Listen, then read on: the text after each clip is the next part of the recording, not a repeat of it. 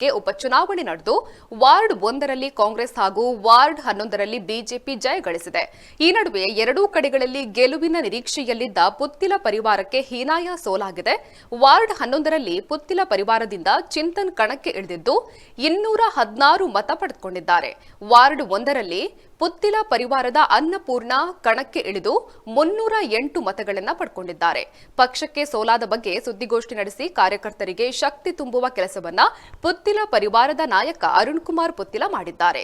ಚುನಾವಣೆಯಲ್ಲಿ ಪುತ್ತಿಲ ಪರಿವಾರದ ಪರ ಯಾವುದೇ ರಾಷ್ಟ್ರೀಯ ನಾಯಕರು ಬಂದು ಮತ ಪ್ರಚಾರವನ್ನ ಮಾಡಿಲ್ಲ. ಶ್ರೀನಿವಾಸ ಕಲ್ಯಾಣೋತ್ಸವದ ಯಶಸ್ಸಿನ ಹಿಂದೆ ಕಾರ್ಯಕರ್ತರು ತೊಡಗಿದ್ರು. ಹೀಗಾಗಿ ಮನೆ ಮನೆಗೆ ತೆರಳಿ ನಿರಂತರ ಮತ ಪ್ರಚಾರವನ್ನ ಮಾಡಿಲ್ಲ. ನಾವು ಜಯ ಗಳಿಸುವ ನಿರೀಕ್ಷೆ ಇತ್ತು. ಬೇರೆ ಪಕ್ಷಗಳಲ್ಲಿ ಆಮಿಷ, ಹಣದ ವ್ಯವಸ್ಥೆಗಳಿತ್ತು. ಹೀಗಾಗಿ ನಮಗೆ ಸೋಲಾಯಿತು.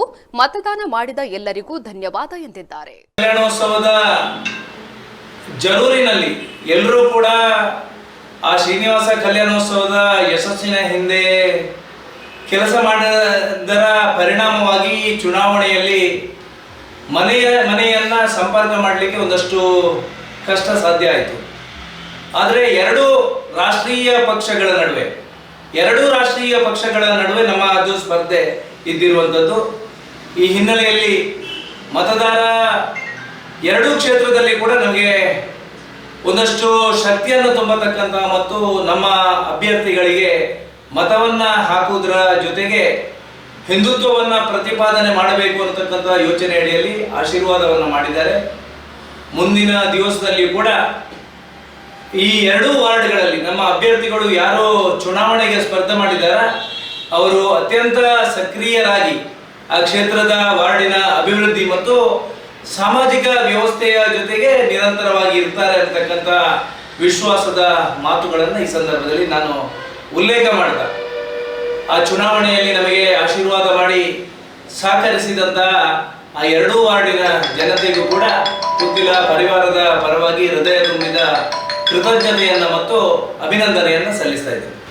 ನಿಮ್ಮ ನಿರೀಕ್ಷೆ ಹೇಗಿತ್ತು? ಎರಡು ವಾರ್ಡ್ಗಳಲ್ಲಿ ಜಯಗಳಿಸಬಹುದು ಅನ್ನತಕ್ಕಂತಹ ವಿಶ್ವಾಸ ನಮ್ಮ ಜೊತೆಗಿತ್ತು. ಕಾರ್ಯಕರ್ತರು ಅಹೋರಾತ್ರಿ ಕೆಲಸವನ್ನ ಮಾಡಿದರು. ಆದರೆ ಒಂದಷ್ಟು ಆ ಚುನಾವಣೆಯ ಸಂದರ್ಭದಲ್ಲಿ ನಡೆದಿರ್ತಕ್ಕಂಥ ಆಮಿಷಗಳು, ಹಣದ ವ್ಯವಸ್ಥೆಗಳು ಇದು ಒಂದಷ್ಟು ನಮ್ಮ ನಿರೀಕ್ಷಿತವಾಗಿರ್ತಕ್ಕಂಥ ಮತವನ್ನ ಗಳಿಸುವಲ್ಲಿ ವಿಫಲವಾದವು. ಆಮಿಷ ಯಾರು ಆರೋಪ ಮಾಡ್ತಾರೆ? ಖಂಡಿತ ಎರಡೂ ಪಕ್ಷದವರು ಕೂಡ ಆ ಚುನಾವಣೆಯ ಸಂದರ್ಭದಲ್ಲಿ ಯಾವ ಎಲ್ಲ ತಂತ್ರಗಾರಿಕೆಯನ್ನು ಮಾಡಿದ್ದಾರೆ ಅವೆಲ್ಲವನ್ನ ಮಾಡಿದ್ದಾರೆ. ಅದು ಚುನಾವಣೆಯ ಸಂದರ್ಭದಲ್ಲಿ ಇರುವಂಥದ್ದು. ಬಹುಶಃ ಈ ರಾಷ್ಟ್ರೀಯ ಪಕ್ಷಗಳ ಎರಡೂ ಪಕ್ಷಗಳ ನಡುವಲ್ಲಿ ಈ ರೀತಿಯ ಚುನಾವಣೆ ನಡೆದಿರುವಂಥದ್ದು ನಮಗೆ ಆರಂಭ ಈ ವಾರ್ಡ್ಗಳಲ್ಲಿ ನಡೆಯುವಂಥದ್ದು ಪ್ರಥಮ. ನಾವು 0ದಿಂದ ಬೆಳೆದು ಬಂದವರು. ಆದರೆ ರಾಷ್ಟ್ರೀಯ ಪಕ್ಷಗಳು ಎರಡೂ ಸಂದರ್ಭದಲ್ಲಿ ಕೂಡ ಒಂದು ವಾರ್ಡಲ್ಲಿ ಒಂದು ಪಕ್ಷ, ಇನ್ನೊಂದು ವಾರ್ಡಲ್ಲಿ ಇನ್ನೊಂದು ಪಕ್ಷ ಗೆದ್ದಿರುವಂಥದ್ದು. ಆ ಹಿನ್ನೆಲೆ ನಮಗೆ ಸಂತೋಷ ಇದೆ. ಅಷ್ಟು ದೊಡ್ಡದಾಗಿರ್ತಕ್ಕಂಥ ಅಂತರವನ್ನು ಕಾಪಾಡುವಲ್ಲಿ ಮತದಾರ ನಮಗೂ ಕೂಡ ಆಶೀರ್ವಾದವನ್ನು ಮಾಡ್ತಾರೆ. ಮುಂದಿನ ದಿವಸದಲ್ಲಿ ಇದೆಲ್ಲವೂ ಇನ್ನಷ್ಟು ಯಶಸ್ವಿಯಾಗಿ ಕೆಲಸ ಮಾಡೋದಕ್ಕೆ ಪ್ರೇರೇಪಣೆ ಕೊಡ್ತದೆ ಅಂತಕ್ಕಂಥ ವಿಶ್ವಾಸ ನಮ್ಮ ಜೊತೆಗಿದೆ. ಬಿಜೆಪಿ ನಾಯಕರೊಬ್ಬರು ಹೇಳಿಕೆ ಕೊಟ್ಟಿದ್ದಾರೆ, ಬಿಜೆಪಿ ಅನ್ನೋದು ಯಾರು ಪಿತ್ರಾರ್ಜಿತ ಆಸ್ತಿ ಅಲ್ಲ, ಪಕ್ಷ ವಿರೋಧಿ ಮಾಡುವವರನ್ನು ಉದ್ದೋಡಿಸಬೇಕು ಅನ್ನೋದು ಮಾತನ್ನು ಹೇಳಿದ್ದಾರೆ. ಖಂಡಿತ ಭಾರತೀಯ ಜನತಾ ಪಕ್ಷ ಯಾರ ಪಿತ್ರಾರ್ಜಿತ ಸೊತ್ತು ಅಲ್ಲ ಅನ್ನೋದನ್ನ ಅದರ ಕಾರ್ಯಕರ್ತರು, ನಾಯಕರು ಉಲ್ಲೇಖವನ್ನು ಮಾಡಿದ್ದಾರೆ. ಆದರೆ ಕೊನೆಯ ಹೇಳಿಕೆ ಅದು ಕಾರ್ಯಕರ್ತರಿಗೆ ಸಾಕಷ್ಟು ನೋವನ್ನು ತಂದಿರಬಹುದು ಅಂತ ನಾನು ಭಾವಿಸಿದ್ದೇನೆ. ಅದು ಯಾವ ಯೋಚನೆಯ ನಡುವೆ ಆ ರೀತಿಯ ಹೇಳಿಕೆಯನ್ನು ಕೊಟ್ಟಿದ್ದಾರೆ ಮತ್ತು ಆ ಹೇಳಿಕೆಗೆ ಮುಂದಿನ ದಿವಸದಲ್ಲಿ ದೇವದುರ್ಲಭ ಕಾರ್ಯಕರ್ತ ಅನ್ನುವನು ಯಾವ ರೀತಿಯಲ್ಲಿ ಪ್ರತಿಕ್ರಿಯೆ ಕೊಡ್ತಾನೆ ಅನ್ನುವಂಥದ್ದು ಮುಂದಿನ ದಿವಸದಲ್ಲಿ ಗೊತ್ತಾಗ್ತದೆ. ಹಿರಿಯರ ಬಗ್ಗೆ ನಾವೇನು ಈ ಸಂದರ್ಭದಲ್ಲಿ ಪ್ರತಿಕ್ರಿಯೆ ಕೊಡೋದಕ್ಕೆ ಇಷ್ಟಪಡುವುದಿಲ್ಲ. ಮುಂದಿನ ನಡೆ ಕಾರ್ಯಕರ್ತರು, ನಮ್ಮ ನಾಯಕರು, ನಮ್ಮ ಜೊತೆಗೆ ಇರುವವರು ಎಲ್ಲರನ್ನ ಕೂಡ ಸೇರಿಸಿಕೊಂಡು ಮುಂದಿನ ದಿವಸದಲ್ಲಿ ಸಾಮಾಜಿಕ ಕೆಲಸ ಕಾರ್ಯಗಳು, ಹಿಂದುತ್ವವನ್ನು ಪ್ರತಿಪಾದನೆ ಮಾಡತಕ್ಕಂಥ ವ್ಯವಸ್ಥೆಗಳು, ಯಾವ ಸರ್ಕಾರದ ಹಿಂದೂ ವಿರೋಧಿ ಧೋರಣೆಗಳ ವಿರುದ್ಧ ಮುಂದಿನ ದಿವಸಗಳಲ್ಲಿ ದಿಟ್ಟದಾಗಿರತಕ್ಕಂಥ ಹೆಜ್ಜೆಯನ್ನು ಇಟ್ಟು ಹಿಂದೂ ವಿರೋಧಿ ಧೋರಣೆಯನ್ನು ನಾವು ಖಂಡಿಸ್ತೇವೆ ಮತ್ತು ಹಿಂದುತ್ವವನ್ನ ಪ್ರಬಲವಾಗಿ ನಾವು ಪ್ರತಿಪಾದನೆ ಮಾಡ್ತೇವೆ. ಮತ್ತೆ ಬಿಜೆಪಿಯೊಂದಿಗೆ ಒಂದುಗೂಡುವಂತ ಪ್ರಯತ್ನ ಏನಾದರೂ ಆಗ್ತದೆ? ನೋಡ್ಬೇಕು ಮುಂದಿನ ದಿವಸದಲ್ಲಿ ಯಾವ ರೀತಿಯ ಬೆಳವಣಿಗೆಗಳು ನಡೀತದೆ ಮತ್ತು ಕಾರ್ಯಕರ್ತರ ಆಶಯಗಳು ಏನಿದೆ ಮತ್ತು ನಮ್ಮ ಜೊತೆಗೆ ಇರತಕ್ಕಂಥ ಸಂಘದ ಹಿರಿಯರು, ಪಕ್ಷದ ಹಿರಿಯರು, ಅವರ ಯೋಚನೆಗಳು ಯಾವ ರೀತಿ ಇರ್ತದೆ ಅನ್ನುವ ನಿಟ್ಟಿನಲ್ಲಿ ಆ ಕೆಲಸ ಕಾರ್ಯಗಳು ಮುಂದಿನ ದಿವಸದಲ್ಲಿ ನಡೆಯಬಹುದು. ಈಗ ನಿಮ್ಮಿಂದಾಗಿ ಪುತ್ತಿಲ ಪರಿವಾರ ಮತ್ತು ಬಿಜೆಪಿ ಪ್ರತ್ಯೇಕವಾಗಿ ಸ್ಪರ್ಧೆ ಮಾಡೋದರಿಂದ ಕಾಂಗ್ರೆಸ್ಗೆ ನೇರವಾಗಿ ಲಾಭ ಆಗುದಿಲ್ವಾ?